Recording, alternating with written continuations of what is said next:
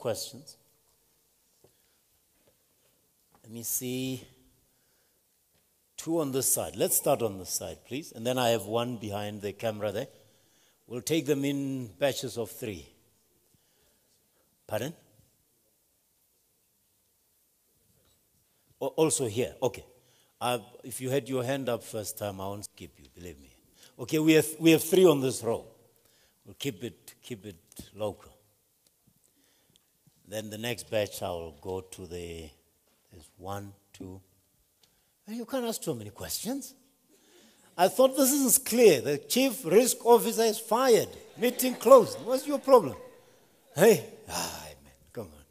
You like detail, you auditors. Okay, let's get the first question. Okay. Thanks, Program Director. This was a good audit committee simulated meeting. I just want to check, these are audit committee stakeholders. When you evaluate the effectiveness of audit committee, these are, except that the CRO and the CEO are not there, but these are the people you're going to look at. But in most instances, you find that Auditor General refuses to be evaluated. They will cite the issues of independency, compromise their independency. They are also doing their own evaluation. So I just want your view on that. Even during the meeting, I mean, this is the kind of audit committee meeting that I'm used to. You'll find participation across, but Auditor General will only talk when it comes to audit issues. I mean, can you also have a view in terms of the nature of Auditor General's participation in audit committee meeting? Thanks.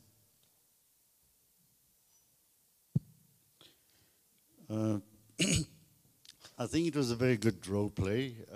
On observing the role play, I think the star would be the company secretary. And I think everyone will agree with me because a very good company secretary if you have a very good company secretary, you have a very effective audit committee. And you could see from the role play that the chairman relies totally on the company secretary, and she gives a good summation at each point as well. I think well done. All right, that's good feedback there. And the third question is down.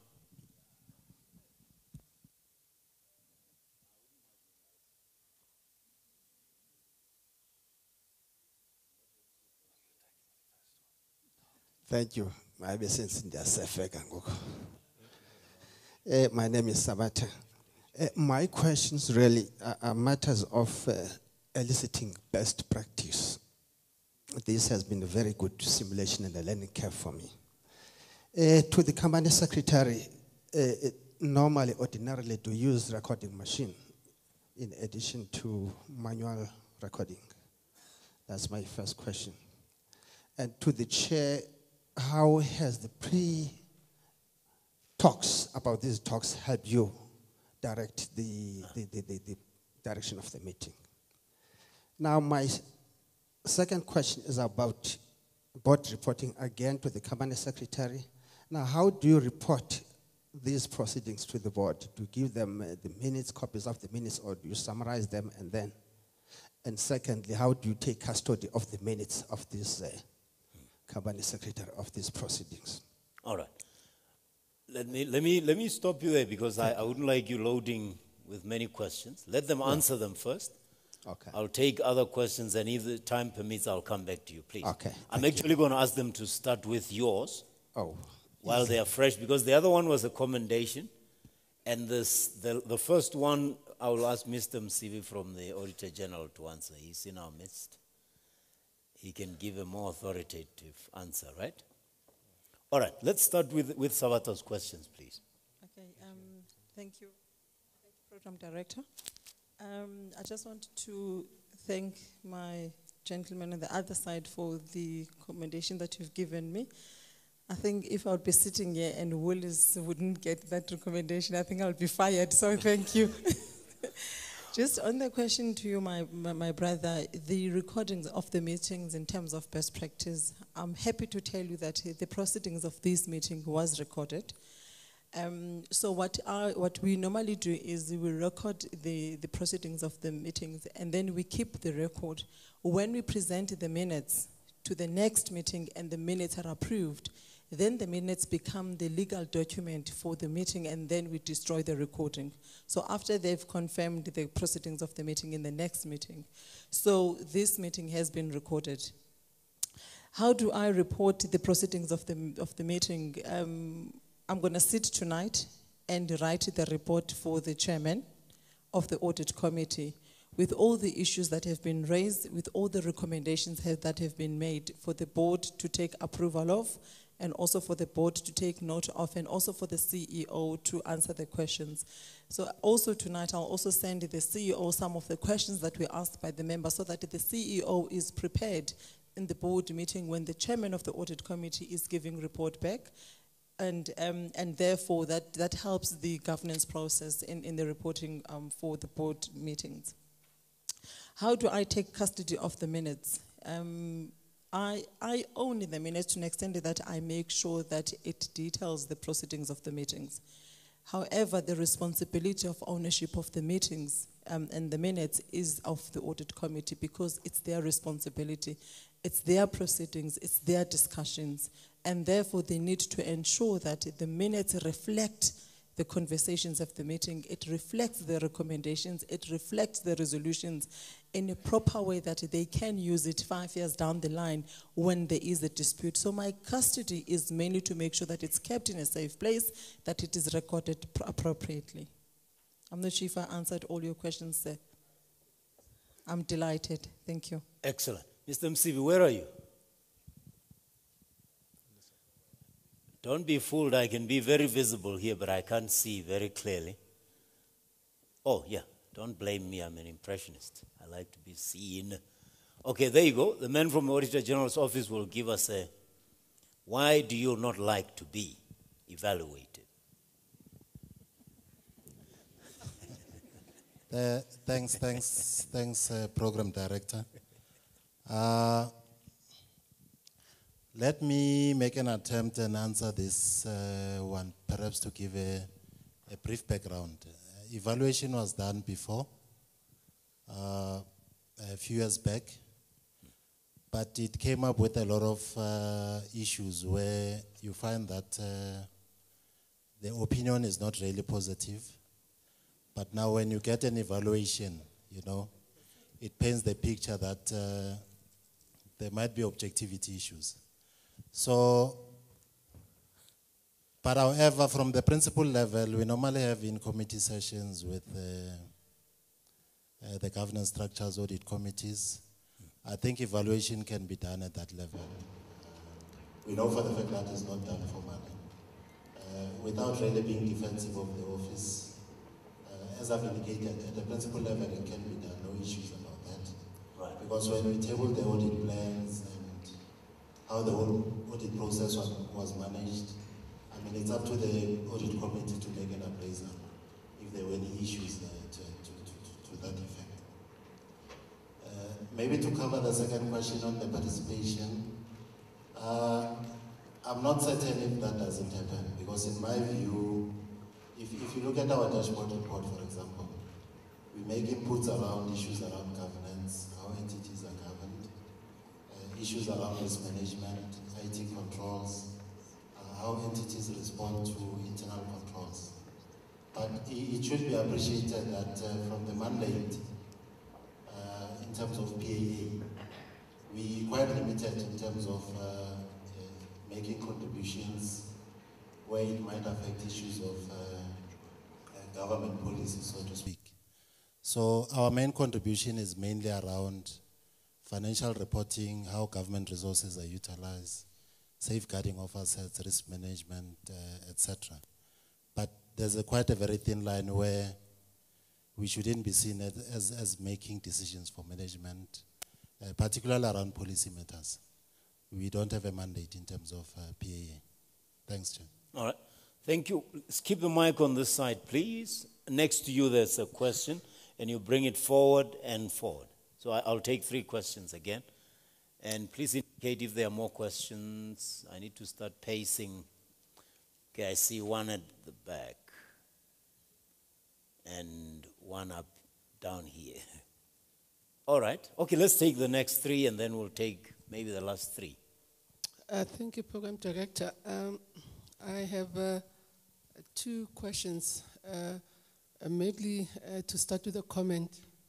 There was an observation that I've made that there was no CEO that, firstly, that was met by the chair in the pre-meeting session.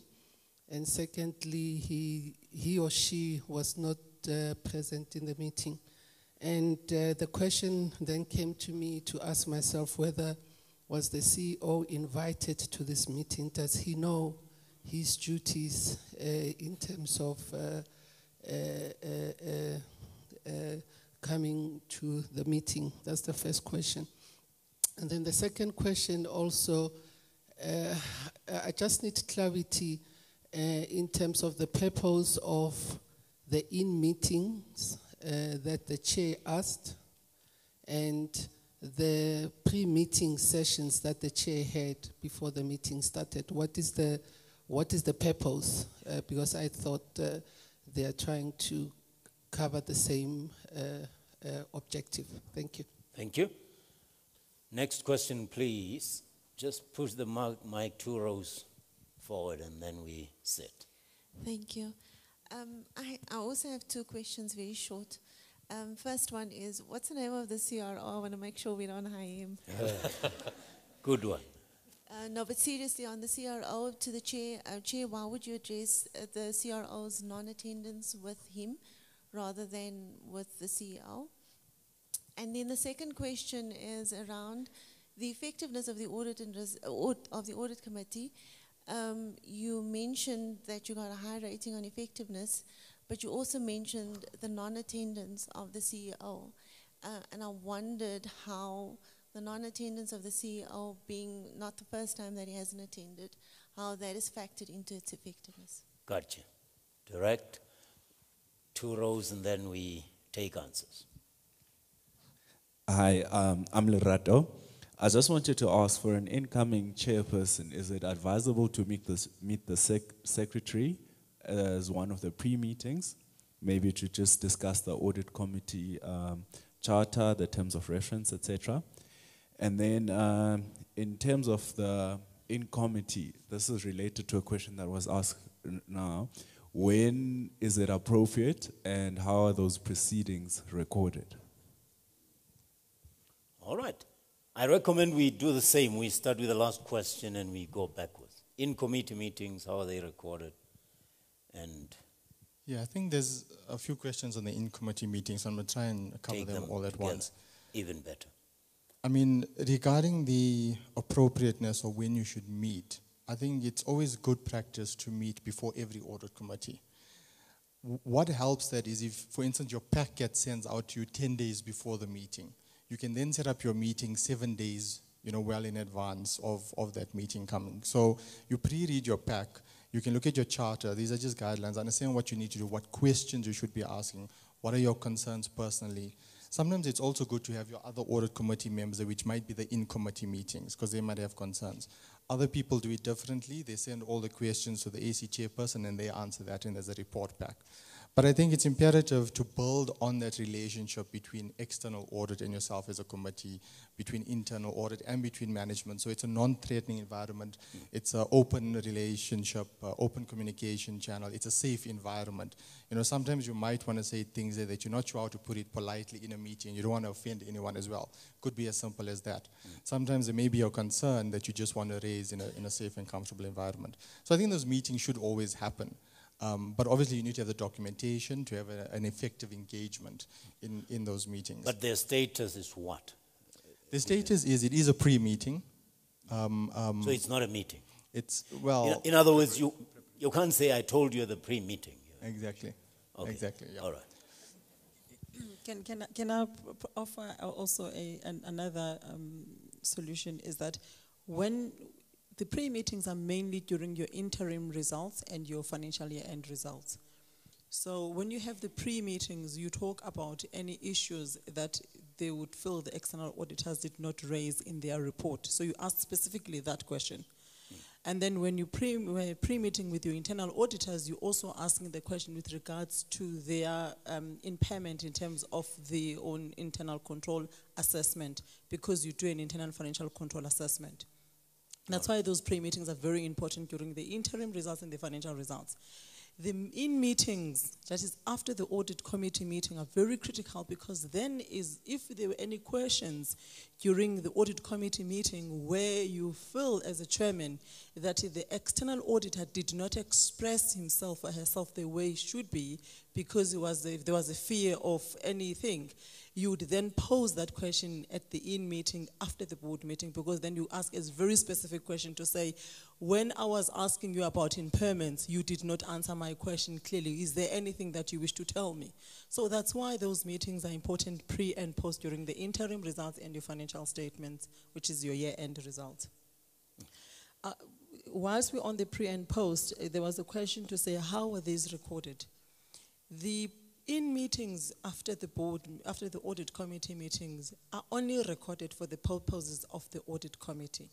So that if there are any issues that the audit committee wish to follow in the pre-meetings in the next meeting of the audit committee, they can say, these are the issues that we've raised. We need to understand how the external auditor has managed those issues. So that is why we don't record, as a company secretary, we don't record the pre-meetings and the post-meetings. I hope that clarifies the question. It clarifies it for me, at least. I'm still wondering, what were the Enron audit committees do? I'm sorry, I can't relate. I mean, if I listen to this simulation, anyway. Just but now there was a question about the effectiveness and the non-attendance. Yeah, so just on the effectiveness, remember the CEO is not a member of this committee, they're an invitee. So when the assessment was done by the board, they evaluated the 3 members, the 1 member is not here. So that's how they said we were effective as a committee. So if the CEO doesn't attend, he's not part of the committee. So I hope that clarifies that question. CEO is a bit errant, so we didn't have a pre-meeting with him, but you should have a pre-meeting with your CEOs as well. We didn't do one yet, but yeah, it is imperative that you meet with all those invitees as well. In terms of the CRO, what can we do? Normally your audit committee members are also members of the board. And you do have, I think it's the non-executive directors have a pre-meeting before the actual board meeting. So you can raise those concerns. And I think in this scenario, it is pretty apparent that the chief executive member, which is the CRO in this case, is a bit errant. They're not fulfilling their duties, not attending meetings. There's various concerns and complaints. So you can address that in the meeting, because it's coming up to this high level. And you can then address it with the CEO as well through that. And obviously we can, like we say, maybe we should have input into the CRO's performance. It's not, but they come into this meeting. So there are steps you can take. I think the risk we might run sometimes is, turning a blind eye or forgetting about the issue. And when it comes and we say, what did you do about it? I think our step is saying, hey, maybe we should evaluate this person now, as we're evaluating the company secretary and the CFO. So I think that's important to note. I think sometimes people say, what can we do? Our hands are tied. What's our authority? And I think as an audit committee, you do have a quite high level and senior level of authority in the organization. And there are things you can do, be it an evaluation, be it a meeting, calling them to order, asking for written reports, holding them accountable. So I think that is important. Just to answer the question around why there isn't pre-meeting with the company secretary. There are always pre-meetings with the company secretary, with all the chairmen of the board subcommittees. So I had my committee meeting with my chair in one of the rooms outside. And mainly the questions that the company secretary is always been asked is there any matter that you would like the chairman or the audit committee have sight of that is not in the report before they sign their financial statements. But there's always, I think, pre-meetings with the company secretary, but normally in terms of best practice, they're not reflected in the simulation of the audit committee. They always happen at the back of the room, which is today we also had our own meeting. All right. Thank you. I would imagine, because you look like you were doing synchronized swimming. Everything you did, he knew. Let's take the last batch of questions. Cindy, do you? All right. Thank you, Program Director. I just wanted to add on the answer to the pre-meetings. One of the things that kill efficiency in meetings is that management prepare documents, or the external auditors, the audit committee or whoever governance structure, they come in and say, no, we're not approving because of 1, 2, 3. We're not approving. So you can imagine the cycle of inefficiency, because things have to go back from meeting to meeting. So the other great purpose of a pre-meeting is that you can be able to tell people what are the things that you do not like before the meeting, so that by the time the actual meeting starts, the document has been upgraded to a position where it can actually be approved. Then in that way, if there was something that was supposed to be approved in the February meeting, it indeed gets approved. Instead of saying, in the meeting, we don't like 1, 2, 3 change, and then it goes to the June meeting, another paragraph is forgotten, we don't like it, go and change, then it comes back in the next meeting. So it actually helps in the efficiency of achieving your objectives as the governance structure, whichever it is.